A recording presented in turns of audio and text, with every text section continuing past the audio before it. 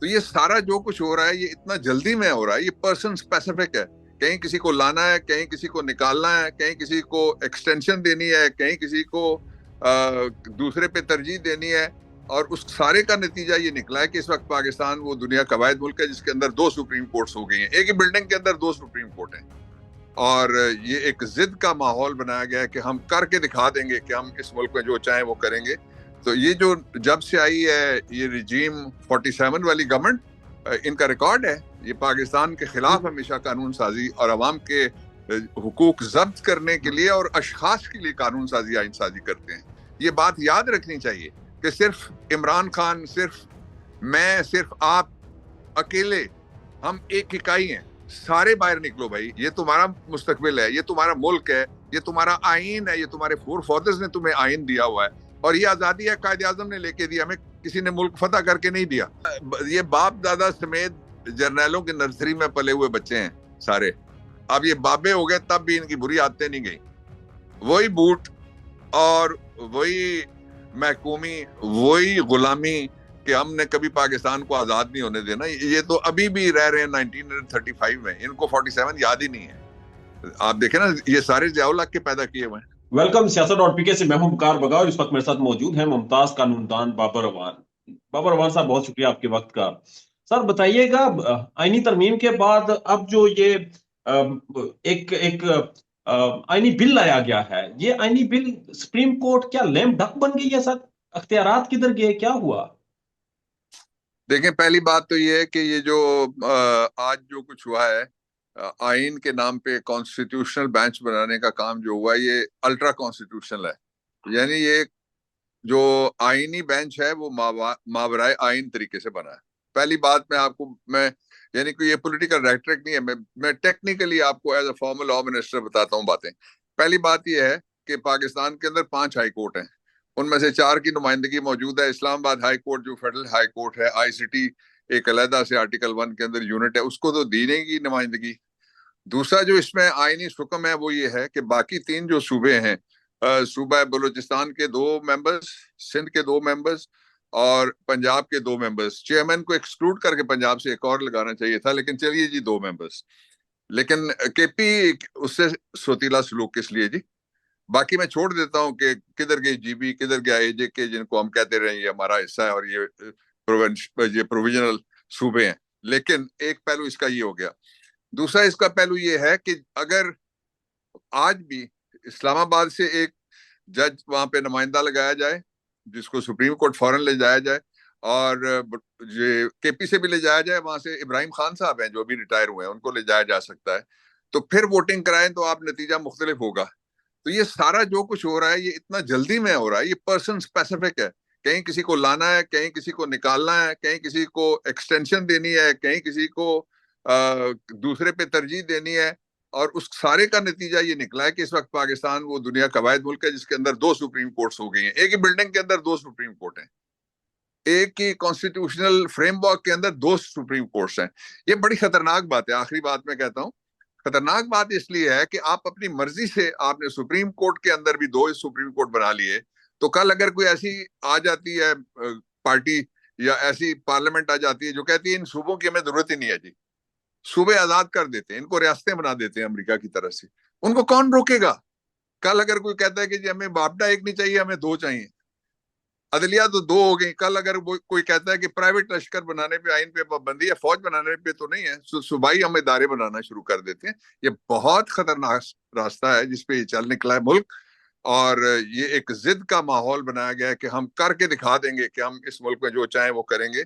तो ये जो जब से आई है ये रिजीम 47 वाली गवर्नमेंट, इनका रिकॉर्ड है, ये पाकिस्तान के खिलाफ हमेशा कानून साजी और अवाम के हुकूक जब्त करने के लिए और अशखास के लिए कानून साजी आइन साजी करते हैं। बाबर अवान साहब, फिर ये यहिया अफरीदी साहब, इन्होंने क्यों शाहिदों में नाम लिखवाया? इनका तो फुल कोर्ट बुलाना था, खत लिखा गया, कमेटी का फैसला हुआ कि फुल कोर्ट बुला ली जाए और ये 26वीं आईनी तरमीम को पहले सुना जाए। फिर ये जुडिशल कमीशन का इजलास बुला लिया और फिर वोट भी नहीं दिया। ये क्या हुआ? देखिए, मैं आपको इस पे भी मैं कमेंट कर देता हूँ बड़ा खुल के। पहली बात यह है कि जो मर्जी आप कर लें, ये सारा जो कुछ किया जा रहा है अभी, तो जिस तरह सेनेट के इलेक्शन भी इनवैलिड हैं, वो जो सेनेट का चेयरमैन है वो भी इनवैलिडेटेड है अंडर द कॉन्स्टिट्यूशन, कि उसका जो एक इलेक्टोरल कॉलेज है उसमें से एक जो प्रोविंस है केपी, जो मुल्क का बहुत बड़ा सूबा है और बहुत ब्रंटली है, उसने भी छाती पे जख्म लगवाए पाकिस्तान के लिए, उस वहां से तो कोई सेनेटर है ही नहीं। तो पर ये किसकी नुमाइंदगी कर रहे हैं? That is known as house of federation. ये कौन सी फेडरेशन है? ये कोई फिलाडेल्फिया की फेडरेशन है या फिलिपीन की फेडरेशन है या साउथ अफ्रीका की फेडरेशन है? अगर पाकिस्तान की है तो कहाँ है इसमें केपी? एक दूसरा ये है कि उसी को नलिफाई करने के लिए सारी कोशिश की जा रही है कि किसी तरीके से जो 8 जजेस को, 13 वैसे तो 13 के 13 ने कहा, लेकिन 8 जजेस ने जो फैसला किया है उसको क्या आप कॉन्स्टिट्यूशनल कोर्ट के नाम के ऊपर सुप्रीम कोर्ट ऑफ पाकिस्तान के अंदर जो भर्ती हुए हैं उनका नोटिफिकेशन बेसिक वही है, उन जजों में से 3 बिठा के उसको आप ओवररूल कर सकते हैं? नहीं कर सकते। 4 बिठा के कर सकते हैं, 7 बिठा के कर सकते हैं? नहीं कर सकते। आप अक्सरियत तो है नहीं आपके पास। तो इसलिए ये जो कुछ भी किया जा रहा है ये पाकिस्तान की फेडरेशन की तोड़ फोड़ है जानबूझ के, और ये पाकिस्तान के जो नौजवान लोग हैं उनको ये सबक दिया जा रहा है कि पाकिस्तान में रूल ऑफ लॉ नहीं है, इसलिए पाकिस्तान में आपका कोई मुस्तकबिल नहीं। ये बड़ी खतरनाक बात है। ये दूसरा पहलू है इसका खतरनाक जो मैंने आपको बताया है। और जो तीसरी इंपॉर्टेंट बात है वो खतरनाक चीज ये है कि आपने सुप्रीम कोर्ट को सुप्रीम कोर्ट से लड़ाया। ये नवाज शरीफ ने पहली दफा नहीं किया। आपको याद है जब इस वाले तारड़ का कुछ लगता है, एक बाबा तारड़ जज था, तो वो उस वक्त बड़ा शोर हुआ था कि बलूचिस्तान में एक जहाज भर के लेके गया कोई ब्रीफ केसों का, और मलिक असद अली केस उसको कहते हैं। एक सुप्रीम कोर्ट जो सज्जाद अली शाह की इस्लामाबाद में बैठ गई, एक जाके बलूचिस्तान में बैठ गई। ये जो कुछ भी हो रहा है ये मुल्क को जोड़ने के लिए नहीं है बिल्कुल भी। ये जो कुछ और हो रहा है ये आइन को नाफिज करने के लिए नहीं है, ये आइन की नफी करने के लिए है। और ये आइन की नफी सियासतदानों की तो हिम्मत नहीं है सर, कि वो कर सके। वो किसके इशारों पे फिर नाच रहे हैं? वही जिसको तुम भी जानते हो मैं भी जानता हूँ, इशारे छोड़ दो। जो सारे इदारे हैं उनको, और अपने और आपको समेत मैं सारे पाकिस्तानियों से कहना चाहता हूँ कि हम किसी के मुलाजिम नहीं है। हमें किसी ने भर्ती नहीं किया हुआ। एक्सटेंशन भी उसको मिलती है जो मुलाजिमत वाला हो। बेशक वो जज हो, जर्नैल हो, कोई जर्नलिस्ट, जिस तरह बहुत सारे वो भी अब औहदे लेने के शौकीन हो गए, आपने देखा है। तो वो ये सारे एक एक जो सफ है उसमें आके खड़े होना चाहिए, वो है रूल ऑफ लॉ की सफ। उसमें अगर आके नहीं खड़े होंगे तो पाकिस्तान के लोगों को खड़ा होना पड़ेगा। पाकिस्तान के लोगों को ये बात याद रखनी चाहिए कि सिर्फ इमरान खान, सिर्फ मैं, सिर्फ आप अकेले, हम एक इकाई हैं। सारे बाहर निकलो भाई, ये तुम्हारा मुस्तकबिल है, ये तुम्हारा मुल्क है, ये तुम्हारा आइन है, ये तुम्हारे फोर फादर्स ने तुम्हें आइन दिया हुआ है, और ये आजादी है कायदे आजम ने लेके दी, हमें किसी ने मुल्क फतह करके नहीं दिया। इसलिए अब जो पार्लियामेंट, वो तो रबर स्टैंप है, उसको तो मैं पार्लियामेंट कभी मैंने ये गुनाह नहीं किया, मैं वायद आदमी हूँ, मैंने कभी भी नहीं माना। पार्टी के अंदर भी लोग कहते हैं तो मैं नहीं मानता। तो मैंने तो आज बल्कि थोड़ी देर पहले भी मैंने पार्टी को मशवरा दिया कि ये जो 26 कॉन्स्टिट्यूशनल अमेंडमेंट है इसको चैलेंज करना चाहिए फौरी तौर पर। मैं इसके साथ ही पूरे पाकिस्तान की जितने जो रूल ऑफ लॉ की बात करते हैं, जो सिविल सोसाइटी की बात करते हैं, जो मजहब के नाम पे सियासत की बात करते हैं, जमात इस्लामी ने तो किया, बाकियों को मैं कहता हूँ सब में खड़े हो जाए, सारे चैलेंज करें। इस पूरे निजाम को चैलेंज करना चाहिए, इसलिए कि पाकिस्तान के इस्तेकाम के लिए नहीं है, ये पाकिस्तान के हंगाम के लिए है, और ये पाकिस्तान को धड़ाम से नीचे गिराने के लिए। तो सर ये जो ये आप चैलेंज का कह रहे हैं, मगर साथ ही आपने ये भी कहा कि सुप्रीम कोर्ट को सुप्रीम कोर्ट से लड़ाने की कोशिश की गई, 2 सुप्रीम कोर्ट्स बना दी गई। इन हालात में जब 17 मजीद जजेस को सुप्रीम कोर्ट में लाया जाएगा, बगावत का खतरा नहीं है सुप्रीम कोर्ट में? देखें, बगावत का खतरा तो फिर सारी जगह हो जाएगा ना। जब आप इदारे तोड़ने पे आ गए हैं तो फिर एक तो इदारा तो नहीं टूटेगा, फिर तो सारे इदारों की कभी ना कभी बारी आ जानी है, किसी ना किसी तरीके से लोग कहना शुरू कर देंगे I don't want that and I I am not supportive of that. लेकिन रोकेगा कौन? अकेला तो कोई नहीं रोक सकता। 25 करोड़ लोगों को निकलना चाहिए। दो चीजें और, ये आले शरीफ जब भी आई, कभी ये अमीरुल मोमिनीन बनने वाला कानून लाते हैं, और कभी मुला मिलिट्री अलायंस के जरिए से ये जो अब जो लोग शामिल थे सारे, ये मुशर्रफ को जनरल समेत, वर्दी समेत इन्होंने उसको वोट दिया था। ये पब्लिक के रिलीफ के लिए कौन सा कानून इन्होंने बनाया? पब्लिक के रिलीफ के लिए कौन सा रूल इन्होंने बनाया? पब्लिक के रिलीफ के लिए कौन सी पॉलिसी इन्होंने बनाई है? यानी आप प्लाटों के एवज पीआईए बेचने लगे हैं। आप अंदाजा लगाइए इस मुल्क के साथ क्या हो रहा है।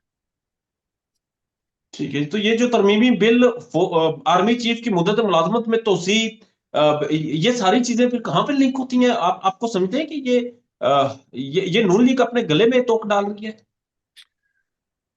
तौक उनका गला, वो कहते हैं कि बेइज्जती उसकी होती है जिसकी पहले कोई इज्जत हो। ये तो क्या क्या इन्होंने नहीं चाटा होगा, जमीन चाटी इन्होंने, आसमान चाटा इन्होंने, बूट चाटा इन्होंने, स्लीपर चाटा इन्होंने, चप्पल चाटा।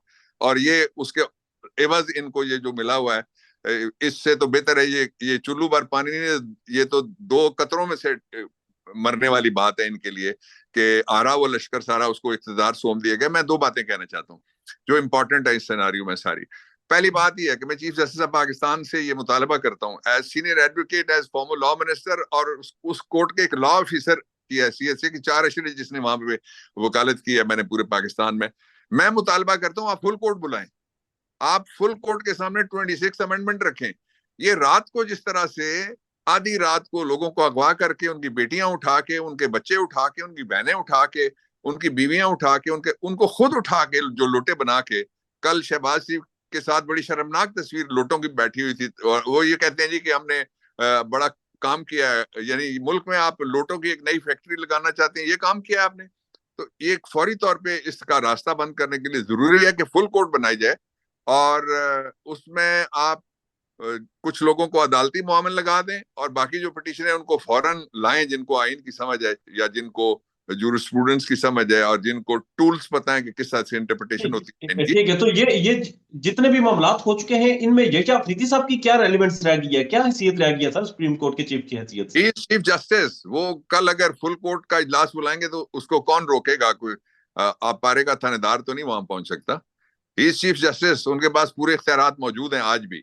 इस्तेमाल करने की जरूरत है, वक्त गुजर जाने के बाद इस्तेमाल करने का, या वक्त गुजर जाने के बाद जिस तरह बहुत सारे लोगों को फिर पछतावा आता है कि काश मैं वो करता। अभी पाकिस्तान के पास वक्त है, 3 काम करने पड़ेंगे। सुप्रीम कोर्ट ऑफ पाकिस्तान में फौरी तौर पे फुल कोर्ट बनानी होगी, पाकिस्तान के लोगों को बाहर निकलना होगा सर और फुल कोर्ट का तो ऐलान था ना, फुल कोर्ट का तो स्पेसिफिक लोगों को फायदा देने के लिए या नुकसान बनाने के लिए देने के लिए हैं जो कवानीन, उनको हमें उनको उनसे रिसेंट करना होगा हमें और उनको अनडू करना होगा अदालत को, इसलिए कि ये काम हो नहीं सकता।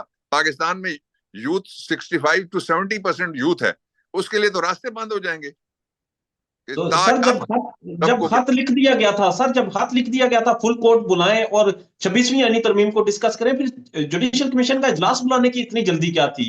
ये तो यही अफरीदी साहब ने बुलाया सर। अब देखे ना, कमीशन का इजलास हो चुका है, हम अगली मंजिल पे पहुंच गए। किसी जगह तो इसको रुकना है ना। मैं ऑब्जेक्टिवली बात कर रहा हूं, मैं कोई पॉइंट जी, स्कोरिंग के लिए बात नहीं कर सकता।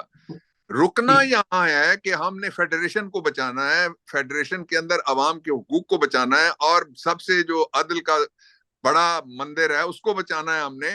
और वहां पे इस वक्त जो चीफ पुरोहित हैं, जो चीफ जस्टिस हैं, वो ये सारा काम कर सकते हैं। वो सिर्फ फुल कोर्ट का इजलास बुलाएं और ये जो खत जिसका आप जिक्र कर रहे हैं, ये भी एक जवाज है।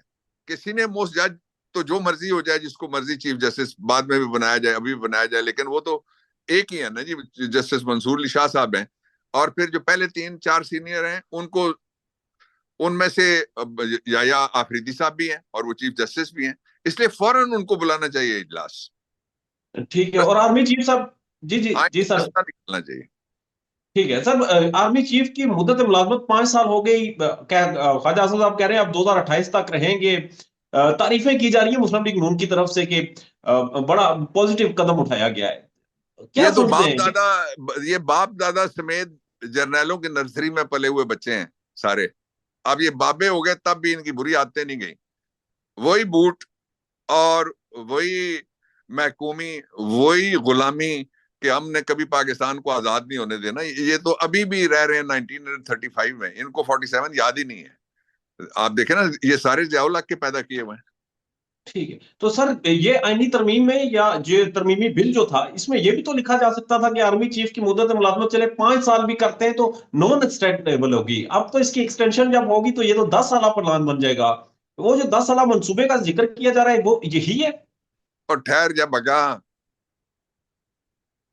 अल्लाह बादशाह है हमेशा, अल्लाह बादशाह, अल्लाह बादशाह, और कोई बादशाह नहीं है, अल्लाह बादशाह।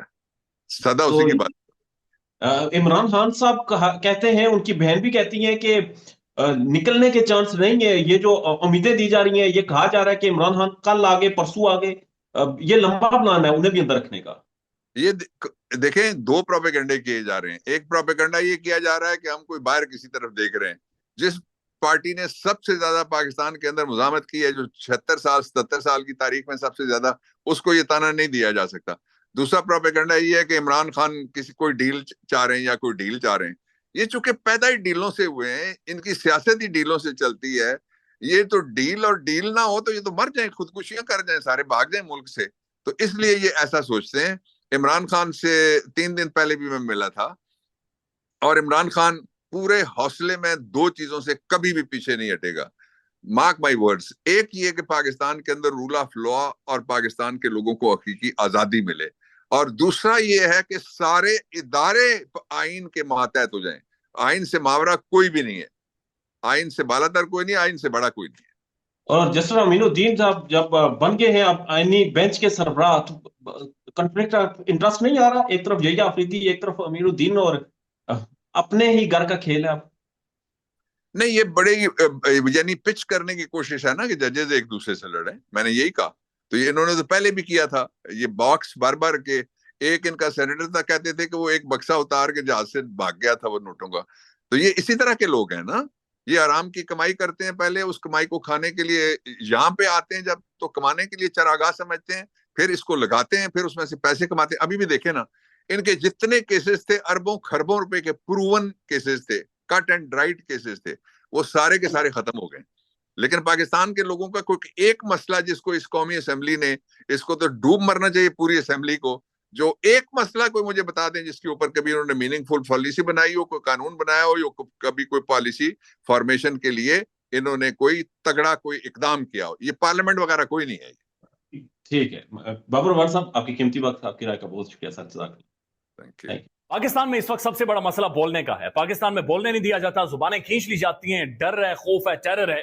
पाकिस्तान का मीडिया मुकम्मल तौर पर कंट्रोल्ड है, वेल मैनेज्ड है, एक मैसिव सेंसरशिप है। इसी तरह का दबाव पाकिस्तान में सियासत.pk भी फेस कर रहा है, जिसे पाकिस्तान भर में गुज़श्ता कई महीनों से मावरा आइन, मावरा कवानीन मुकम्मल तौर पर बंद कर दिया गया है, मुकम्मल तौर पर बैन कर दिया गया है। सियासत.pk की नशरियात को लिमिटेड करके पाकिस्तान में छोड़ दिया गया है। तमाम तर कानूनी मुआवजे के ऊपर आवाज उठाई गई, दस्तक दी गई, लेकिन हर तरफ से खामोशी है, सन्नाटा है, कहीं पर कोई सुनवाई नहीं है, कोई सुनने को तैयार नहीं है। लेकिन इसका हल क्या है? क्या खामोश हो जाए? क्या सवाल ना करें? क्या मालूमात आप तक ना पहुंचाएं? क्या इंफॉर्मेशन आप तक ना पहुंचाएं? मालूमात भी पहुंचेगी, इंफॉर्मेशन भी पहुंचेगी, सवालात भी उठेंगे, लेकिन अब आपने रोल प्ले करना है, आपने अपना किरदार अदा करना है। और छोटा सा एक प्रोसीजर है, प्रोसेस है, उसके बाद आप अपना किरदार अदा करें और हमारी मदद करें। पहले आपने यह करना है कि हमारे यूट्यूब चैनल को सब्सक्राइब करना है, उसके बाद ज्वाइन के बटन के ऊपर जाना है, क्लिक करके हमारा मेंबर बनना है। या फिर दूसरा ऑप्शन यह है कि आपने वीडियो की डिस्क्रिप्शन में जाना है, वहां पर पैट्रियन का लिंक मौजूद होगा, उस लिंक के ऊपर क्लिक करें और हमें सपोर्ट करें, हमारा हिस्सा बने, हमारी ताकत बने।